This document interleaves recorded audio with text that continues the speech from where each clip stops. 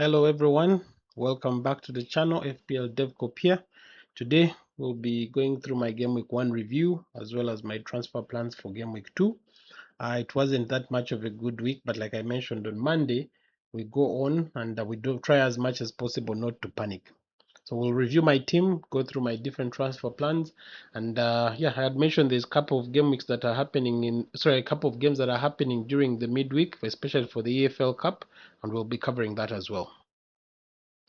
First will be my Game Week 1 team review. It wasn't the best of performances, slightly below the game week average, which was 50. I had 43 points with a game week rank of around 6 million. It wasn't the best of stats really, but like I mentioned, there's quite a number of things that did not go our way that could have gone our way really, especially the captaincy shout. Bruno Fernandes really did not come through. He was still like the Bruno Fernandes we saw during the World Cup. Not, I think he only had one chance where he could have gone through to score, but he failed to control the ball.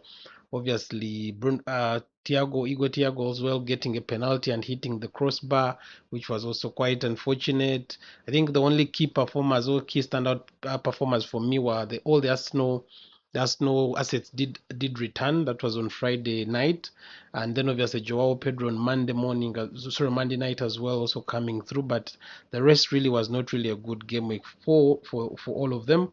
Manchester United being beaten by Hull City on their first match of Saturday as well did not help in any way, and also Semenyo not coming through in the comeback for Manchester City at all. But obviously, it was a general not good. All the main captains I think that we all had picked did not come through. For example, as well as people like Haaland as well did not come through. Bruno Fernandes, as I've already said, it's only those that I think took a punt on captaining an Arsenal asset or even a Chelsea asset like Palmer and Joao Pedro that I think should have had a very good game week. We'll go through a review of the best team for Game Week 1. Solakis, the keeper for Hull City. I think the whole of the Hull City defense did come through very well because their goals came from defenders, that is Mendy and Ajayi. So as you can see, they are also among the highest performers. Kayode came through with a clean sheet as well and a goal. Someone like Sangare had, I think, a goal and I think 2 assists during the game. Inshaw had 2 goals. Palmer had 2 assists, and a goal as himself. Stark came through with a wonderful free kick in the last minutes for Leeds. Gapco as well with a goal for Liverpool. Joao Pedro, as we had predicted, really coming through from the preseason, was always outstanding.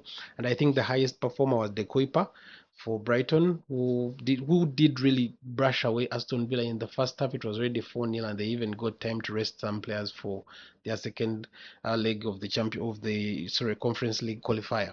So it was a very good game week for especially those small teams. We didn't have the high performers that we expected, but we had a lot to learn, especially from game week 1, and our teams continue to take shape. The game week 2 deadline is on Friday the 28th, this Friday 28th at 8:30 East African time. So keep note of that so that we make sure that we lock in our teams before the deadline. I did get some complaints or some comments from a few people that did not manage to set their teams in time for game week 1. It's not too late. As you can see, it wasn't the best game week all over that you're lagging behind that much. So please lock in your team so that you can have your team ready for game week 2. Team 2. So as I mentioned on Monday, we do have a number of Premier League teams playing in midweek, especially for the EFL Cup. And these were some of the outstanding performances from Tuesday night. Brentford continues to shine, continues to fly. We had goals from Igor Thiago this time around, hopefully not making a waste of any of the chances. Damsgaard, and they brushed away Birmingham City by 6-1. Ipswich continues to look very good as well. I was actually more impressed by Enciso. He was very marauding. He was very impressive throughout his entire game against Sunderland, I believe, over the weekend. So they did also win by 3-1. Nottingham Forest continues to not look good. Leeds did beat them 2-0. Leeds continues to look good. It won over the weekend, won in midweek as well. Nottingham Forest, unfortunately, has lost both games, and now it plays Liverpool next, I believe, in game week 2. Coventry also at least managed to pick up some points. It had a very difficult start against Arsenal, and I believe they have also Manchester City in game week 3, which is something that I'm going to talk about. Then Hull City did going through on penalties after 1-1 draw with Stoke City. That's how it is looking. There are more games to be played today. We have the likes of Spurs, Everton, and Newcastle, I think, coming up with a few games today. So those are some of the games we need to look up to, and that is part of why I'd mentioned that let us not panic and rush to make these transfers. Really, there is no threat yet to any price increments that you should be rushing for, and even if there was, that's not how we play the game. Because of what cost, of what importance is it for you to have a very good team value, yet the people you have in are not really the standout performers.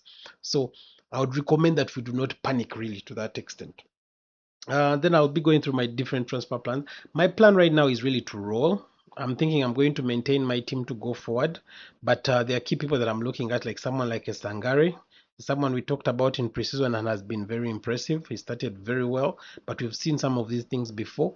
I remember what was the name? There's a signing that Manchester City had from AC Milan, a Dutch midfielder who had a very wonderful game week 1 for Manchester City last season, and all of a sudden we could not see him anymore.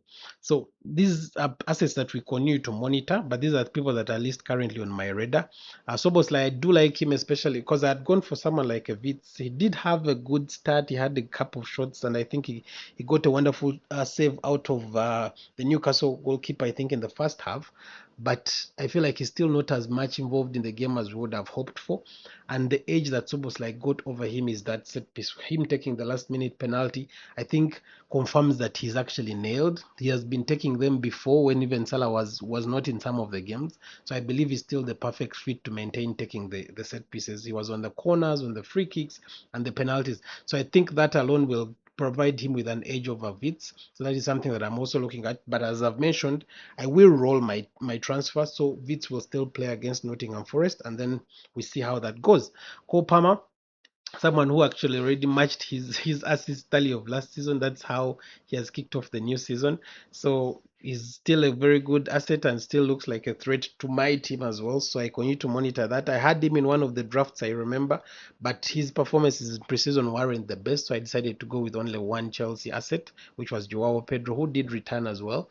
But I'm monitoring Palmer as well. Stark continues to be involved in the defense, in Defcons, and also obviously is one of the threats on set pieces for Leeds. Then Enciso, like I'd mentioned earlier, he's been a spark, and everything that Ipswich is doing really going forward, he's always involved in it. So that is something that I think we'll continue to monitor. That's how my team, sorry, that's how my plan is. As I've mentioned before, I'm planning to either free hit or wildcard in game week 3. So that is something that I'll continue to monitor, because in game week 3 we have teams like Liverpool playing Ipswich, and I think Man City playing Coventry. So I'm yet to decide on which of the two chips that I'll be using, but I'll definitely be using one of the chips, I think, in game week 3. But for now, I decided to roll. My team will be maintained, and I think my next video will be going through my current setup for game week 2 and how my team will be lining up. Thank you, and catch you next time. Remember to like and subscribe, and let's keep on growing the channel.